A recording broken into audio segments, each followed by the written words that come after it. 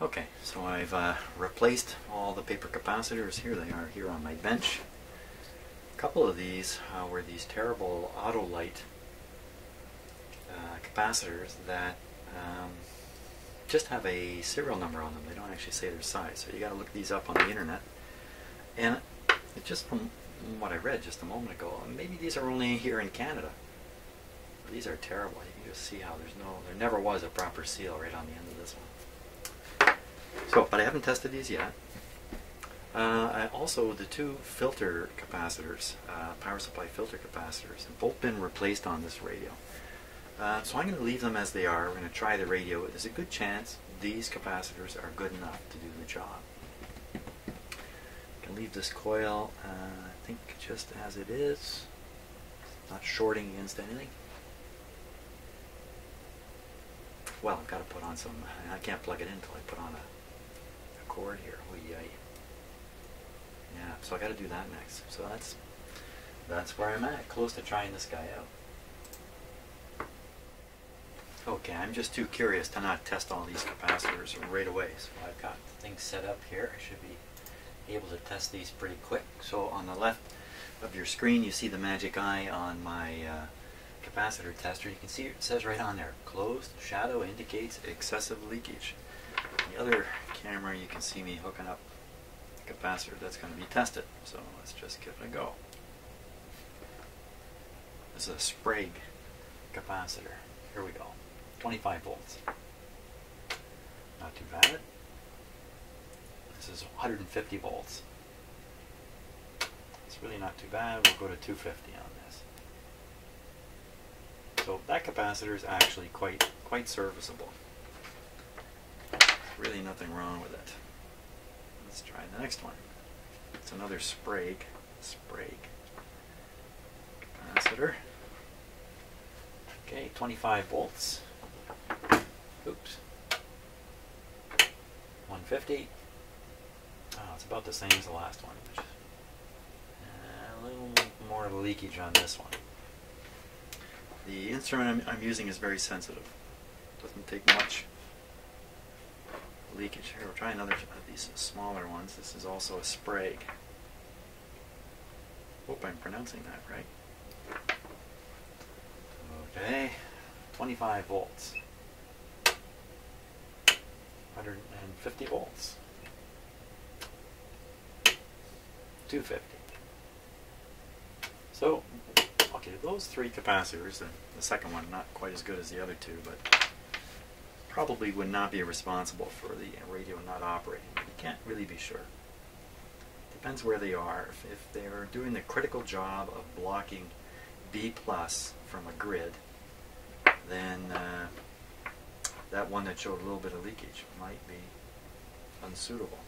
So it depends what the job is they're doing in the radio. Okay, so this is a much bigger capacitor. 25 volts. 150.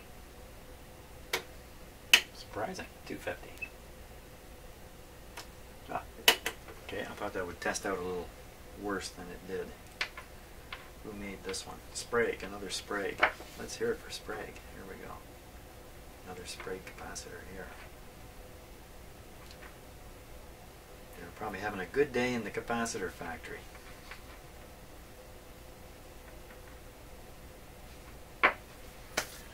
.1 microfarads. Here we go. 25 volts. Ooh. Ooh. Bad day in the Sprague factory. 150. I don't think it's going to open. Okay. Got one. Okay, so he's not so good. I put him in the bad pile. These are all in the bad pile, really. Here's one more. No, that's an Autolite. So the next three are Autolites. Autolite. I understand this was actually an auto manufacturing company, and they got into capacitors through making capacitors for automobiles. That's what I heard. I don't know if it's true. There we go. 38106. Just trying to make sure my clip lead is good. 25 volts. Oh my gosh, it's super good. Got a lead connection here.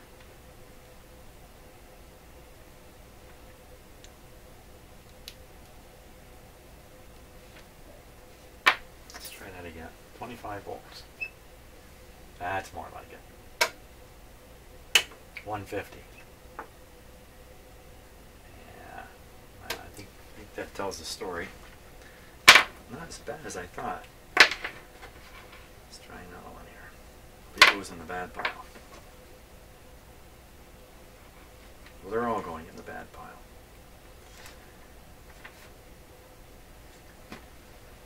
Here we go. 25. 150. A little bit better than the last one. What I'll do is I'll grab a brand new capacitor. Oh, didn't leave a read there. I usually cut these capacitors free so there is a bit of lead left, specifically so I can do this.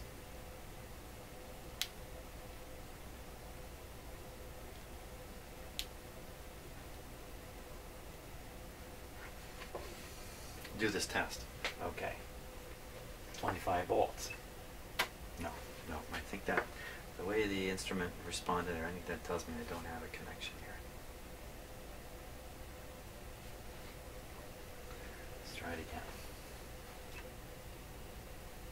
Well, 25 volts does that. There's no reason to test it any higher. So, yeah, the Sprague ones, I'm sorry, the Autolite ones, testing worse than the Sprague ones. Now, if we look at the bad Sprague, what would make this guy go bad? It's all waxed up nicely. I don't know. Doesn't look that bad. It really doesn't. You know, maybe right where the lead is, when it was being installed, the lead got moved a lot and that opened up a gap. And you get moisture slowly leaking into it. Maybe. I don't know. That's the story. Great. Oh yeah, I was going to test one brand new capacitor here. Let me just grab any old one. Somehow I grabbed two. Any old two. This is it's a 0.1. A 0.1 capacitor, brand new. Okay. Here we go. 25 volts. 150 volts. 250 volts. Okay, you can see it takes longer for the charge to enter into the capacitor. 350 volts. Hey, let's go to 450. Everybody, cover your ears. There you are. Now, what do you think would happen on any of those other capacitors tested at 450 volts? I'm willing to guess they would fail miserably in terms of leakage. So I don't bother testing the size or the value of the capacitor on my capacitor checker. These old guys, if they have a little bit of leak in it, it throws off my capacitor checker, and I'm not interested in what the capacitance might be on these particular capacitors, because they're basically junkers. Okay, so there we go. Just about ready to start this guy up. I still got to put the cord on. Got a little sidetracked. Just had to test those capacitors. Okay, I think we're ready to give this radio its first chance to be alive again after who knows how many years. How many years has this thing been sitting there? Who knows? So what I've done is I've hooked up a temporary power cord here. It's just clipped on. And you'll see I've left the chassis just on my bench here rather than putting it back up on the Lazy Susan, or the turntable that I usually use. That's because of a young man named Logan. It made me think a little more about using the turntable and maybe some of the safety issues that it might create in my own shop, mostly around instability of the work. And in this case, because I'm using clip leads here with 120 volts on the end of them, it's probably better that I don't have this up on a turntable and rotating it for fear of causing these clip leads to short. This is just a very temporary setup here, just enough to give this guy a one-shot test, and we'll see what happens. Now, just before I do power it up, I have the speaker plugged in, which is hard to see, but there it is back there, plugged in. And we're going to do this with the highest degree of restriction that I can muster. Okay, so we've got one 25-watt bulb in series with this. There's a good chance that it won't even be enough voltage to operate my little smart outlet there. But at least if there's a dead short in this radio, it's going to show up right away. I'm going to see it. You know what, actually with a 25-watt bulb, it's going to look like there's a dead short in it when I first turn it on. It's got a lot of light bulbs. It's got lots of light bulbs. 3 up in the dial, 2 here, that's 5, that's lots. Yeah, might as well just turn it this way a little bit. There we go. I have another camera on it just so we can take a look at the tubes when the time comes. But these have got this opaque shielding material on them, a little tricky to see what's going on in the tube. But, okay, and these 2 wires hanging out, this is the antenna and the ground. Not going to worry about those. Don't know what band it's on. Turn everything down. Okay, I think this is the volume here. This might be the volume inside here. Turning it down, I think, anyway. Okay, maybe we'll have a chance to find out if that speaker works too. Who knows? Who knows how this is going to go? On-off switch. That'd be a good thing for me to know where it is. Where's the on-off switch? So I think this is just a band switch here. Oh, what about this wire? This wire that's off.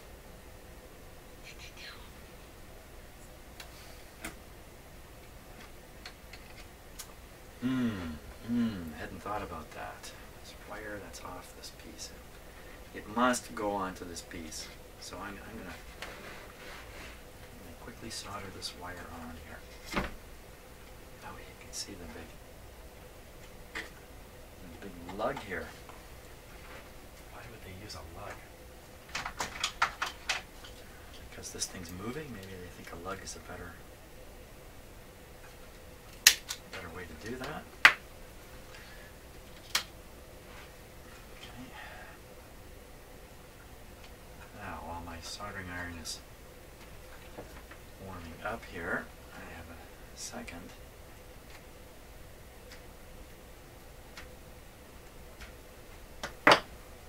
Very quickly show you something. Hey, how about this? How's this look? How's that work? There we go. That's the date and time. That's well, you know what 1700 is. I don't have to tell you. I was going to tell you it was the afternoon. 1700 kind of tells the story. Okay. Yeah, the reason I just did that, I didn't really explain that, is often I think viewers are curious about when this video was shot, especially if you're watching a series and you're kind of wondering what's going on. It doesn't seem to follow quite properly in time. That's because occasionally there's a few days of gap between videos, but my postings, there is no gap. There's just one coming after another. So from at home, when you're watching a series of my videos, you might think I'm producing them kind of the same way they're being posted, but that's not necessarily the case. Sometimes I get way ahead in the work. Okay, like I'm doing now, because I'm working here in the afternoon. Oh yeah, I'm soldering this wire. Don't forget what you're doing here. Wow, it's not going to be easy to solder to. Not easy at all. Okay, I'll struggle away on that. I think I'm going to have to do some metal cleaning there. Just another moment of consideration there, and I decided I'm not going to solder it yet. I'm just going to clip it. I'll just clip it. Clip it on.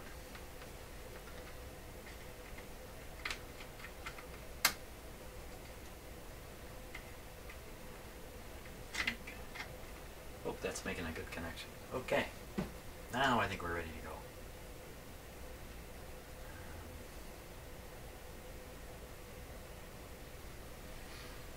Yes, I am. So what to keep an eye on?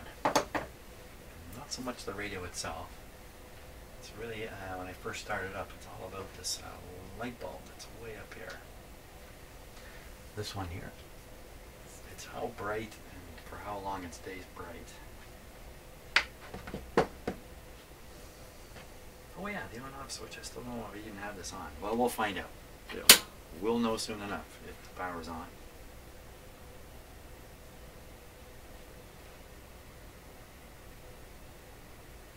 Okay.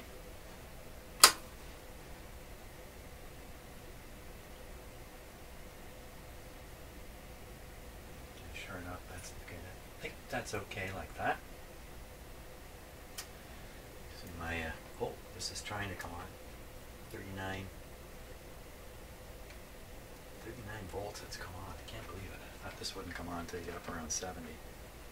Now, shh, be quiet, I gotta hear the speaker.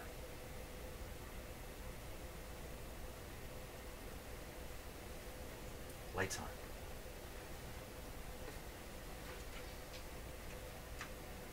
Both lights are on.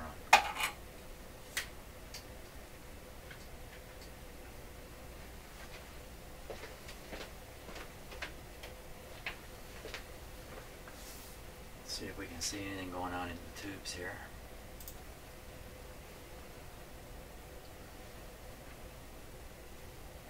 Yeah, it's really kind of impossible to do. Right down through the tops. Especially these rectifier tubes should be. Well, I see no evidence of any filaments being on. At such a low voltage, it doesn't really matter.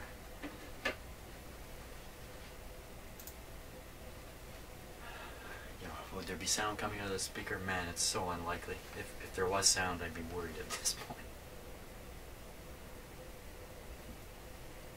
Wow, it's a dirty, dirty control.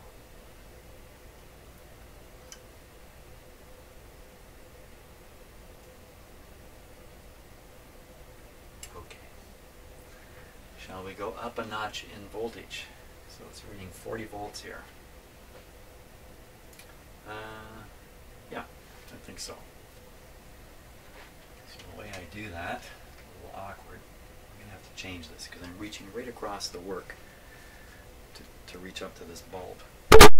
I'm also punching the microphone. Sorry about that. That must have come across pretty good. There we go. See the radio bulbs are much brighter now. 84 volts. Okay, we're in the range where the radio may actually start working. So when it comes up in voltage for a while, it may start going down again because as the tubes begin to conduct, they're going to pull down the supply voltage. And it takes a while. It takes a while. Okay, let me see if I can see any glowage yet. Tubes.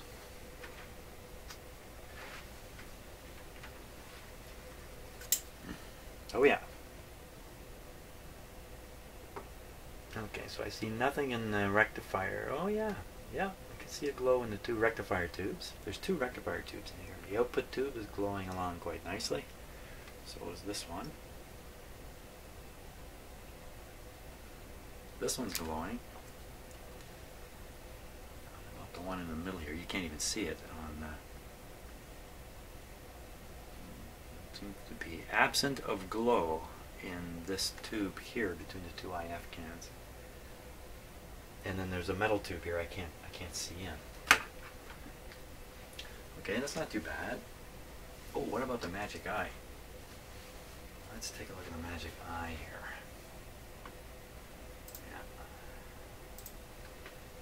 From one eye to another.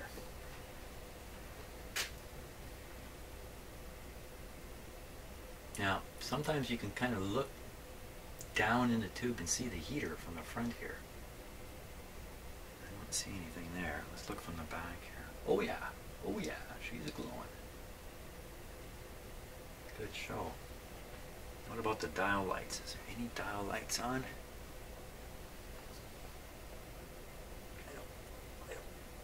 Yeah, one dial light on. Perfect.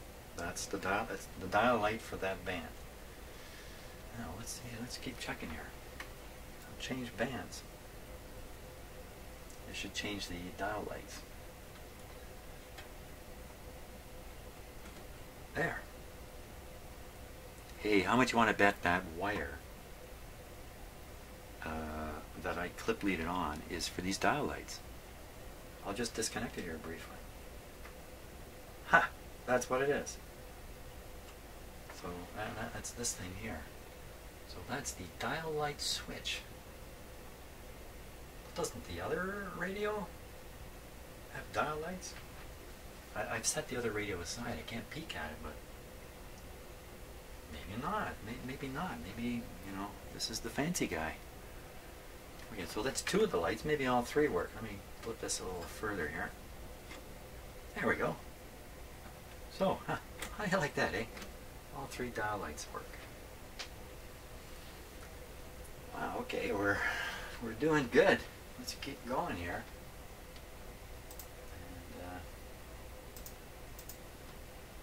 And haven't heard anything yet from the speaker. Oops. Yeah, that's the one I want. Such an ugly front on this radio. I thought it was the back. Volume up. We're on 88 volts.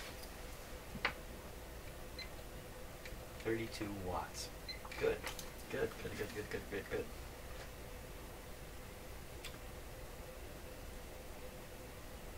Hey, I think I heard something there.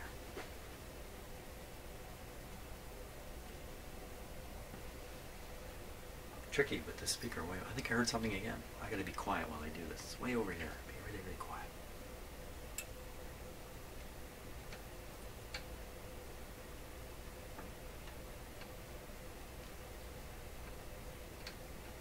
Okay, I think that's the tone anyway. Let's try this one.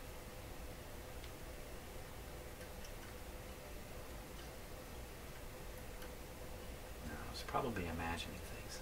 This control just feels terrible. It's just there's goo inside it. Okay, so we'll turn this up. Remember, we're still at 88 volts here. We're still low. We'll try changing bands and see if that doesn't cause some clicking to come out of the speaker.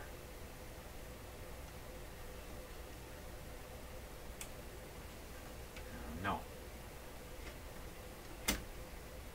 I can disconnect this clip lead now because I know what it's all about. What's it all about? About the dial lights. So there's one light not working.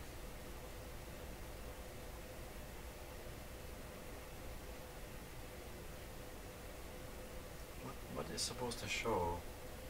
What's this light supposed to show?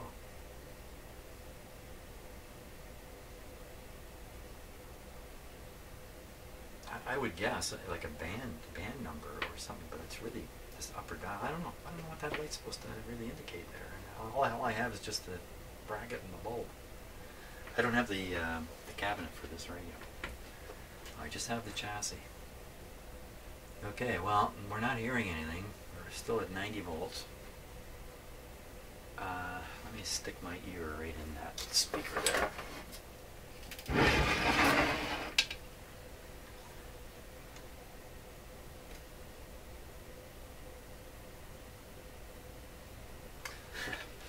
There's enough noise from the computer that I can't even be sure. Now, a little bit of danger. I'm going to pick this up. A little bit of danger.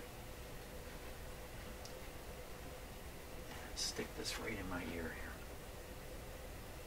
There's a hum. There's a hum. There's a hum coming from it. Okay, that's a good start. It's something. We need something to go on. Now, I'm going to go up a little more voltage. I'm on my way going up a lot. I'm either going to... I'm at 90 volts here. I want to go up to say 100, 110. I don't have that kind of control unless I can find another light bulb and switch the 25 watt light bulb. Put in a bigger one. Somewhere I have such a thing. So what's this telling us even at this point? I can inject some signals into the radio by touching the grid caps at the top of the radio. So why don't we try that? Okay, I think the volume's up. This one's right by the output tube here.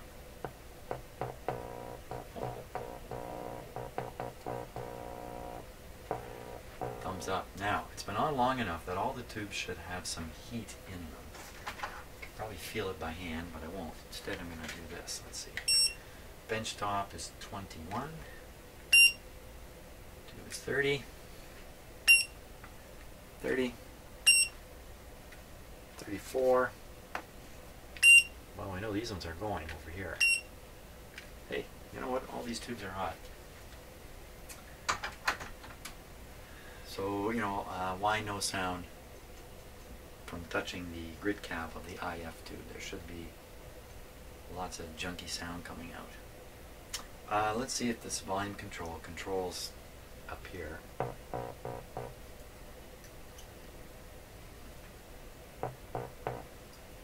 Doesn't seem to.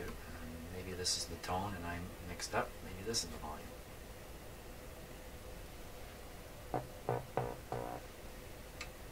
Turn it right down there. What might be right down. No, the volume control's ahead of that tube, of course. It normally is. Well, I think from here it's all troubleshooting. It's the only way we're going to nail down what's really going on. Basically, though, the radio appears to be in good shape at this point. Tubes are warming up. No smoke coming out of it. No funny sounds coming out of it. A bit of program type material coming out of the speaker if I touch the grid cap on the preamp tube. These are all really, really good signs. Really good signs. A better sign would be actually hearing it. Or I put this thing on full. Now, why wouldn't I put it on full at this point? What would be my concern about that? Full 120 volts. I don't think I should be too concerned. I already know that. You know, I can measure the wattage coming. You know. Yeah, let's do that. Okay, everybody, ready? Let's go all the way. Here we go.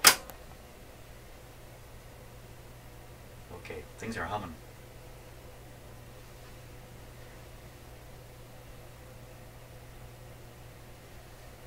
Some sounds kind of coming out of the radio itself.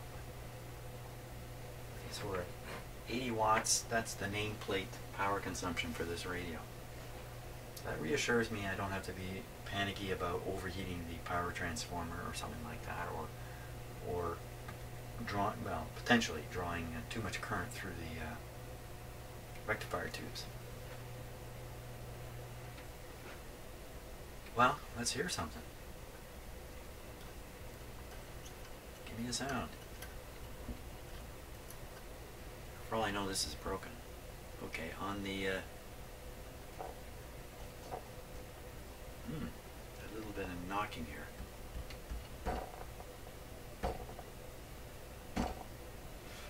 Something's a little sound sensitive. What do we got happening on that magic eye now?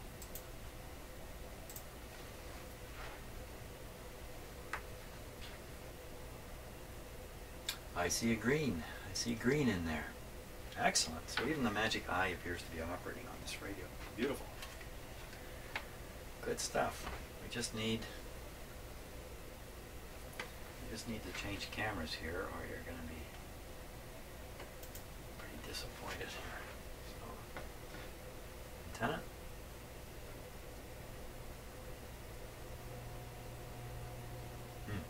The hum level just is changing on its own. Ooh, I don't like that. Yeah, I can hear it. Okay, so we're going to go back on lower power.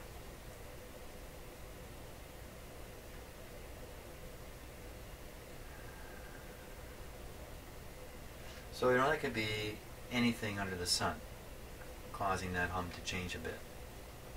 Everything from bad resistors they're warming up a bit and their resistance is changing a bit. Bad tube socket connections. I haven't done anything with the tubes yet. Failure in one of the power filter capacitors, or weakness in the filter capacitor. I don't know. It could be that. Could be some problem in the rectifier tube. Who knows?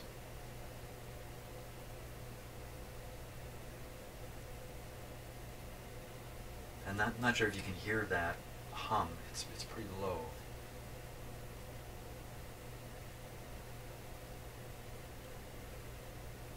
But now it seems stable too. Okay.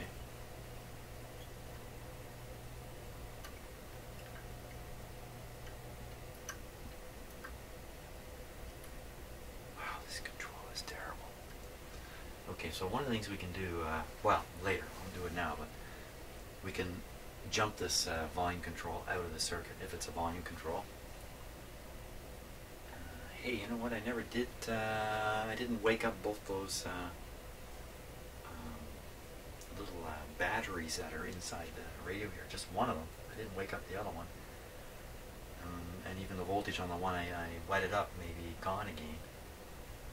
But that I wouldn't think would cut off the operation of the radio. Well, that's great. I like running it for a little while at first. See if anything disastrous is going to happen. Smoke going to come out. Nothing's happening. Everything's good. Except it's not working. That's the only problem. The only problem is it doesn't work. Okay, hey, thanks for watching. Hope you're getting a kick out of this radio. I think this is going to be a real humdinger when it's done. I shouldn't call a radio a humdinger, eh? That's not